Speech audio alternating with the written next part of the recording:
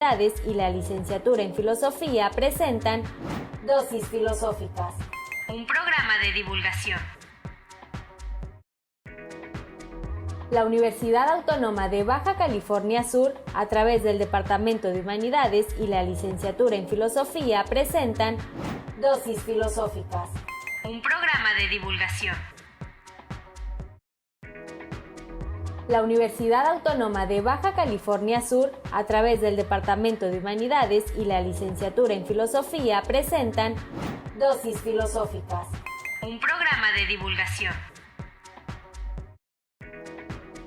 La Universidad Autónoma de Baja California Sur, a través del Departamento de Humanidades y la licenciatura en Filosofía presentan Dosis Filosóficas, un programa de divulgación.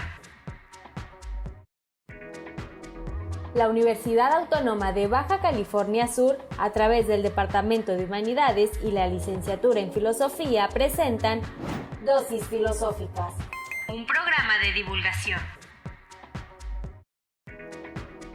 La Universidad Autónoma de Baja California Sur, a través del Departamento de Humanidades y la licenciatura en Filosofía presentan Dosis Filosóficas, un programa de divulgación. La Universidad Autónoma de Baja California Sur, a través del Departamento de Humanidades y la licenciatura en Filosofía presentan Dosis Filosóficas, un programa de divulgación. La Universidad Autónoma de Baja California Sur, a través del Departamento de Humanidades y la licenciatura en Filosofía presentan Dosis Filosóficas, un programa de divulgación. Bienvenidos a un episodio más de Dosis Filosóficas en la Universidad Autónoma de Baja California Sur. Empezamos este semestre de nuevo, tenemos nuestras dosis filosóficas y hoy estamos contentos porque iniciamos con un tema que tiene que ver con un evento importante que pasó en nuestro país, que son los procesos electorales, y que está en el marco también de un seminario permanente de estudios críticos y plurales desde la modernidad, en el que trabajamos la doctora Zenorina, el maestro José Antonio y una servidora, Mónica Ramírez. Les platicamos y los invitamos a que estén con nosotros los próximos 30 minutos. Así es. Muy buenas tardes. Nos sentimos muy complacidas de tener el honor de compartir con el colega y amigo, el maestro José Antonio Beltrán, que efectivamente, como lo comenta la doctora Mónica, hoy por la tarde justamente vamos a tener un conversatorio en el cual el maestro estará participando junto con otras dos personas, el maestro Iván Gómez y Carlos Vergara, sobre un proceso súper importante que debemos estar todos acudir, ¿no?, a esta cita. Entonces, sin más, voy a leer una breve semblanza de curricular del maestro para que ustedes aprecien que es especialista en este tema.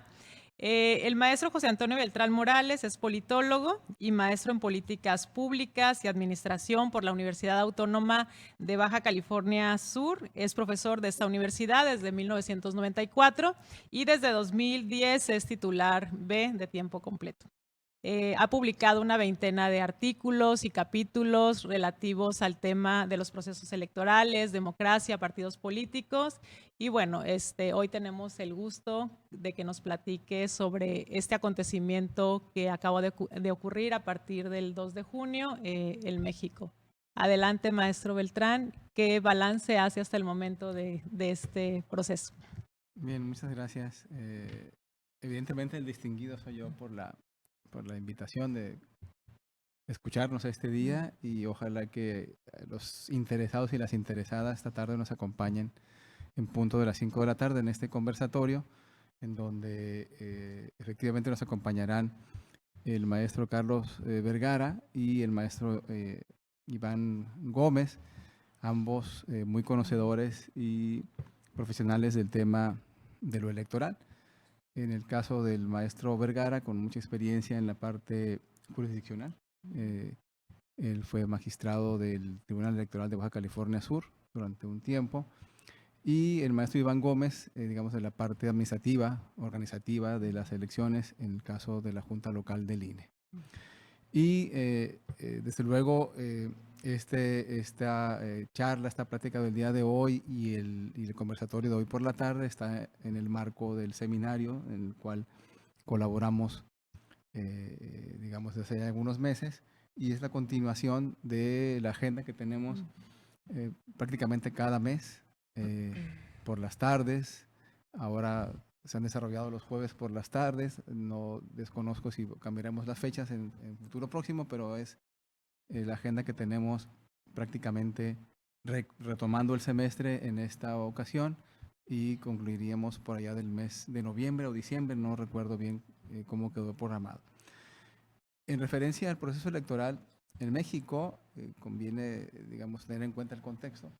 En México es un proceso largo,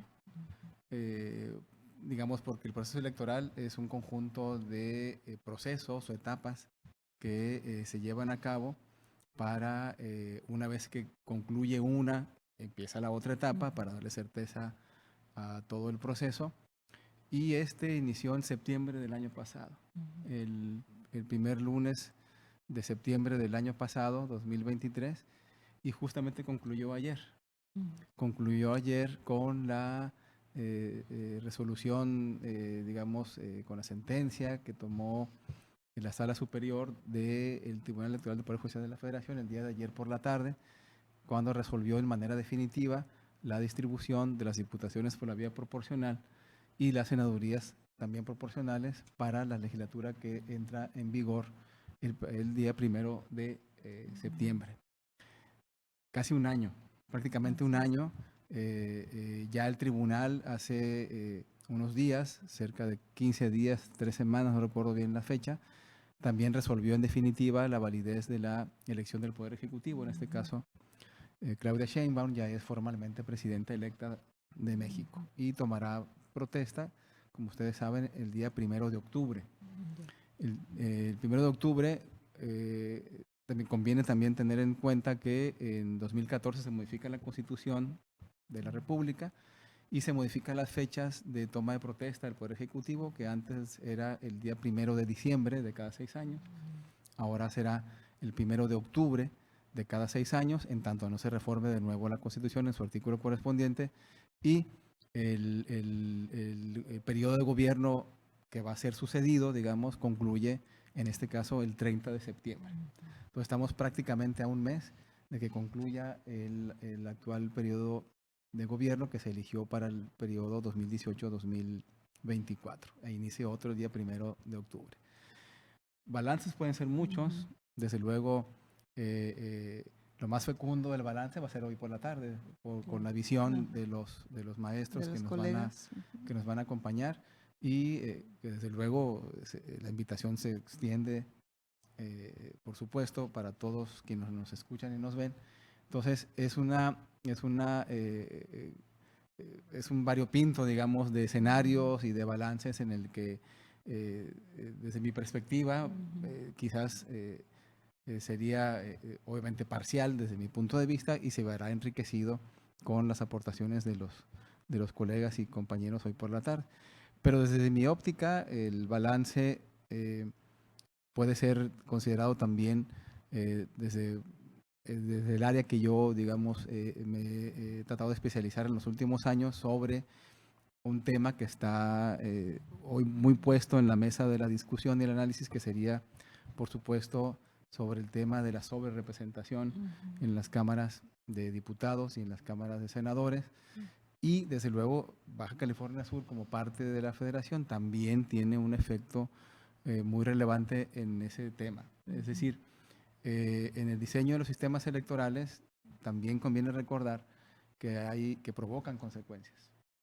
Es decir, el voto, la votación, como lo vimos, si recuerdan, en uno de los primeros conversatorios que tuvimos en el seminario, cuando veíamos el tema de cómo votamos con Joseph Colomer, si recuerdan, justamente mencionábamos la importancia de decidir cuál es el diseño que queremos para convertir los votos en escaños o los votos en la representación, ya sea del Ejecutivo, obviamente, pero también, muy importante, es en la parte del Poder Legislativo, como es el caso.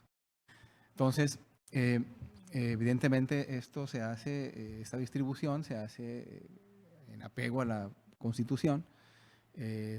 Hoy el debate era justamente a partir de la interpretación de el significado de sobrerepresentación, que palabras más, palabras menos, para el legislador mexicano significa que los partidos políticos no pueden tener más allá de 8 puntos porcentuales de diferencia entre la votación obtenida y los escaños o diputaciones obtenidos. Digamos, en otros países la sobrerepresentación no está regulada, depende mucho del sistema electoral del cual tengan. A nivel internacional hay 3 formas básicas, ¿no?, de organizar electoralmente a los sistemas o métodos de escrutinio. Por una parte, los sistemas mayoritarios, que son, digamos, herencia del patrón inglés que se le llama y que se utiliza en los países anglosajones, que son mayoritarios. Otros sistemas que son conocidos como mayoría absoluta o de segunda vuelta, que son utilizados también por una gran parte del mundo, prácticamente a tercios. Y el otro tercio se utiliza, como en México, los sistemas mixtos, es decir, combina los sistemas mayoritarios con los sistemas proporcionales. Y justamente la idea de los sistemas proporcionales, cuyo origen es el denominado patrón francés, pretende ser más efectivo en la representación y que ésta refleje lo máximo posible la voluntad popular expresada en los términos de la proporcionalidad a partir de la emisión de listas. Y en el caso de México se optó por ese diseño con la reforma del 77, hace ya casi 50 años, como un modelo compensatorio de las anomalías que generan la representación en los sistemas mayoritarios. Ese es un tema muy importante que probablemente sea bueno como explicarlo así de manera mucho más, no sé, detallada, ¿no? A lo mejor, porque es algo que estamos escuchando mucho en los medios, ¿no? El asunto esto de la sobrerepresentación, si está bien, si está mal, por qué conviene, por qué no conviene, en qué afecta, en qué beneficia. Quizá por ahí podría ser porque uno entiende como sobrerepresentación y yo, por ejemplo, me remite a la idea de que no hay equilibrio, Claro. ¿no? Por ejemplo. Sí, quizás el riesgo mayor, si me permite la palabra riesgo, es justamente la pérdida de la pluralidad. Y es un valor democrático la pluralidad, y más para un país como México, que es un país muy diverso. Ya mucho se ha platicado acerca también de implicaciones que tendría, no solamente que también está en el ánimo, desde luego, de la opinión pública, el tema de la reforma al Poder Judicial, que también tiene que ver justamente con la distribución del poder y los equilibrios y la vigilancia y sobre todo garantizar en una visión contramayoritaria, porque ese es el principio del Poder Judicial, que no se impongan las mayorías sobre las minorías. Y también del otro lado, justamente de lo que implicaría la también ya muy mencionada reforma electoral, que fue planteada desde 5 de febrero de este año y que fue retomada por las campañas, sobre todo por la casa de campaña digamos, de Claudia Sheinbaum. Entonces, eso también tiene una implicación muy importante porque va a, digamos, modificar el diseño de lo que conocemos hoy como los poderes públicos de México. Y esos poderes públicos de México, hoy el riesgo, de nuevo si me permiten el uso del término, es justamente la vulneración de la pluralidad, porque la tendencia es justamente a ir consolidando una visión del mundo que no necesariamente es la visión integral. En efecto, es la visión mayoritaria, pero no siempre la mayoría tiene razón. Claro. Entonces, ahí se puede, digamos, argumentar un montón de cuestiones, pero en principio, como dice Felipe González, el expresidente del gobierno español, en las democracias las mayorías gobiernan, pero las minorías controlan. Entonces, la esencia de las minorías justamente es esa, ¿no? Controlar e inhibir hasta donde se pueda, digamos, el abuso de poder, porque finalmente en un espectro democrático caben todas las opiniones, no debería haber una imposición de una opinión. Sin embargo, en la realidad, en estas meses, semanas, podría, digamos, convertirse en algo distinto a lo que hemos estado viviendo en los últimos 40, 50 años en México. Baja California Sur tampoco está exento de esta circunstancia que está en la mesa de la discusión, que es el tema de la sobrerepresentación, pero aquí fue todavía más al extremo, aquí todavía fue mucho más profunda. Es decir, los partidos aliados digamos, con la visión oficialista, Morena, PT y el Verde Ecologista, tuvieron el 46% de la votación para integrar la Cámara de Diputados local. Ganaron todos los distritos electorales, los 16 por mayoría, ganaron todos. Sin embargo, en la distribución de las diputaciones proporcionales, y es una especie de balance que estoy haciendo, claro, ¿no? sí. En la distribución de los sistemas de los diputados por la vía plurinominal, esta distribución todavía les alcanzó para tener 3 diputaciones más.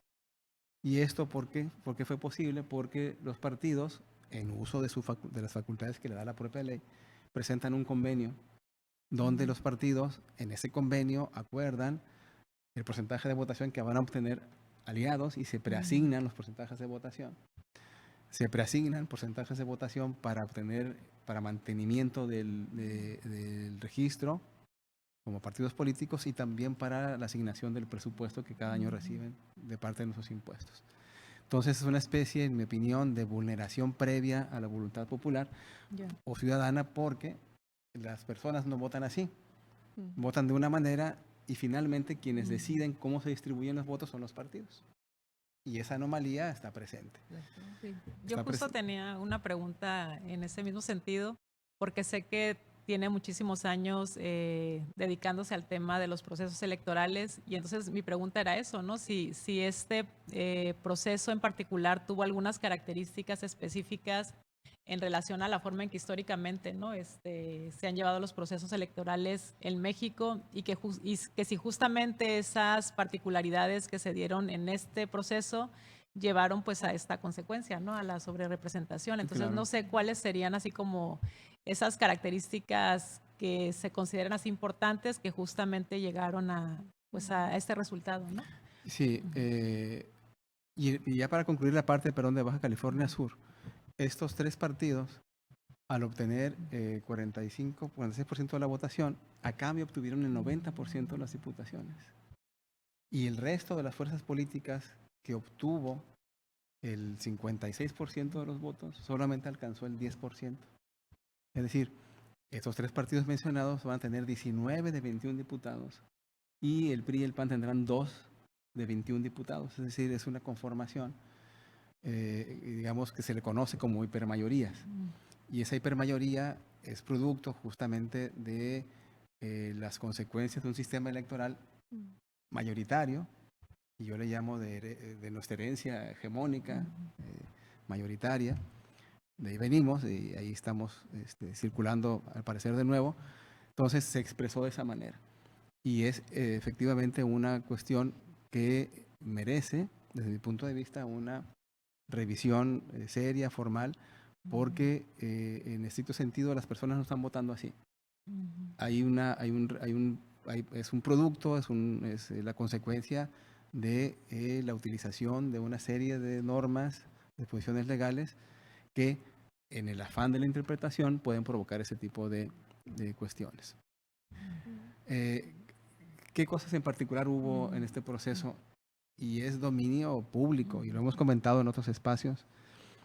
En la historia de México no habíamos visto, al menos yo, ya que sí tengo, iba a decir sí, que casi tengo 50, no, tengo más de 50 años. No, tienes más. Un poquito más de 50 años. Yo no recuerdo haber visto cómo el titular del Poder Ejecutivo Federal interviniera de una manera tan abierta, tan expuesta sobre justamente el derrotero, digamos, del proceso electoral. Nunca. Habíamos padecido con Vicente Fox en 2006, también así lo resolvió la sentencia del Tribunal Electoral en su momento, que había habido una intromisión, pero que esa intromisión no ponía en riesgo a la elección. Sin embargo, comparando estas cuestiones, en estos meses ha sido, la verdad, impresionante, ¿no? Y hay algunas resoluciones del propio tribunal que así lo sentencian, no es porque yo lo diga, sino es porque el propio tribunal así lo resolvió y lo sentenció. Sin embargo, evidentemente, la resolución sobre el proceso, según el tribunal, estuvo en el marco justamente de la propia Constitución. Hay otros elementos que tienen que ver, desde luego, con la distribución también de los poderes, porque no solamente estuvo en juego la presidencia de la República, ni las diputaciones federales ni locales, estuvo en juego más de 20,000 cargos, entre ellos 9 gubernaturas, entre ellas en la Ciudad de México, quizás políticamente la joya de la corona, en ese sentido. En el caso específico de Baja California Sur, elegimos a 79 cargos distintos. Cuando elegimos a la gubernatura, que será en 3 años, serán 80. Es el estado que elige menos cargos públicos de todo el país. ¿Sí? Tenemos el estado nominal más pequeño de todo el país. Bueno, ya poquito más que Colima, 615,000 electores. Se instalaron poco más de 1,120 casillas. La doctora Mónica Ramírez fue presidenta de una casilla. Experiencia muy interesante. Sí, muy interesante. Muy desgastante físicamente, Muy estresante, desgastante. pero muy valiosa desde el punto Sí, de muy vista valioso. Sí lo volvería a de la hacer. participación ciudadana, ¿no? Y eso es el modelo que nos hemos dado, es ese justamente, que los ciudadanos, las ciudadanas son las que organizan las elecciones, y no solamente el día de la jornada electoral, porque son Desde capacitados antes, sí. con una serie de tiempo. instrumentos, al menos 2 meses antes de la elección, quizás menos. Entonces, decía, lo más valioso va a ser hoy por la tarde, ahorita nada más es un saque, ¿no? Sí, y es que sí hay, cuando ya escuchándote, hay cosas que se vienen a la cabeza, ¿no? Por ejemplo, preguntar o platicar sobre justamente la preparación para las jornadas electorales es también una cuestión muy costosa también, no solamente económicamente, sino en recursos humanos y Sí, logística sí, y sí. todo eso. Y por otro lado, también una cosa que a mí me llama la atención, que ha estado también pues en los noticieros y estas cuestiones, es lo de los plurinominales, que también se quieren desaparecer. Sí, Y creo que juegan un papel importante, ¿no? Pero por supuesto, es, digamos, la representación es el espacio privilegiado para representar a las minorías. Y en palabras de José Goldenberg, es el espacio colonizado, digamos, que permite civilizadamente poder, digamos, hacer contrapesos hacia los sistemas mayoritarios. Y eso es de suyo muy importante. Y terminaría con todo un ciclo en México de reformas que iniciaron en el 76-77 con la muy conocida apertura a la democracia, con la reforma madre que le llaman, con el proceso de liberalización de la política mexicana, donde se crea esta figura justamente de la proporcionalidad o también plurinominales, etcétera, donde inicialmente era un espacio reservado solo para la oposición, con 100 espacios, porque evidentemente el PRI, el partido hegemónico, ganaba de los que había de distritos en el país, que eran 300, pues ganaba 299, ¿no? Entonces era una planadora. Y se opta por ese modelo, ya el 86 se suman otros 200, ya se robustece más, otros 100, perdón, se robustece más y queda como está hoy integrada, y se robustece más, desde luego, la presencia de las minorías y de las voces disidentes, que evidentemente es fundamental para cualquier democracia. Y si prospera esta reforma, para eliminar a esa representación por la vía proporcional, que es el espacio para que existan partidos pequeños, de equilibrio de fuerzas, pues se terminaría con un modelo, digamos, mexicano, mixto, y estaríamos llegando a un sistema mayoritario en donde la literatura internacional desde hace muchos años señala que una consecuencia es la sobrerepresentación. Es decir, veríamos, y la tendencia es a consolidar la presencia de 2 grandes partidos políticos. O sea, regresaríamos a como estábamos hace 50 años. 50 años. En O ese, sea, en ese esquema, ¿no? en realidad no habría una involución, Claro, por decirlo de por alguna eso es muy importante el tema del diseño de los sistemas electorales. O sea, no es cosa menor. Claro. ¿Por qué? Porque la política y las decisiones de política están en todas partes. Y eso, desde luego, afecta la vida cotidiana, la economía, la sociedad, cómo nos vemos, cómo nos comunicamos, cómo podemos dialogar incluso, ¿no? Pues el tiempo se agota y la verdad es que sí hay muchas cosas que son muy interesantes, ¿no? Para platicar, pero que además me parece muy interesante y muy necesario decirlo es que estos temas que parecieran luego que no son de interés o que no debieran ser de interés para los estudiantes, yo creo que al contrario, son muy importantes que los estudiantes sobre todo se involucren con estos temas porque antes de ser estudiantes son ciudadanos. Claro.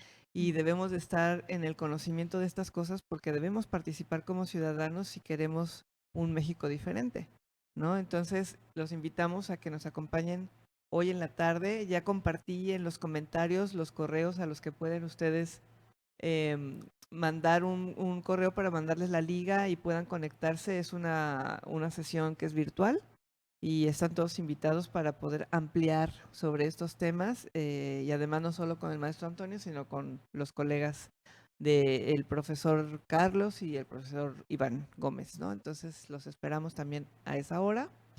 Y bueno, yo no me resta más que agradecerle, maestro. Fue un gusto escucharle. Claro, gracias. Lo dijo claramente, ¿no? Esos temas deben importarnos porque afectan a nuestra vida cotidiana. Así Entonces, es. claro que ahí estaremos todos en la tarde participando de este conversatorio. Muchísimas gracias y los esperamos en la tarde. No sé si quiera despedirse. Bueno, muchas gracias por la invitación y nos vemos hoy al punto de las 5 de la tarde y muchas gracias. Muchas gracias por haber estado con nosotros. Gracias a contrario. ustedes por habernos escuchado y seguido. Nos vemos en otra dosis filosófica. Departamento Académico de Humanidades y la Licenciatura en Filosofía. Esta fue una producción del Departamento Académico de Humanidades y la Licenciatura en Filosofía. Esta fue una producción del Departamento Académico de Humanidades y la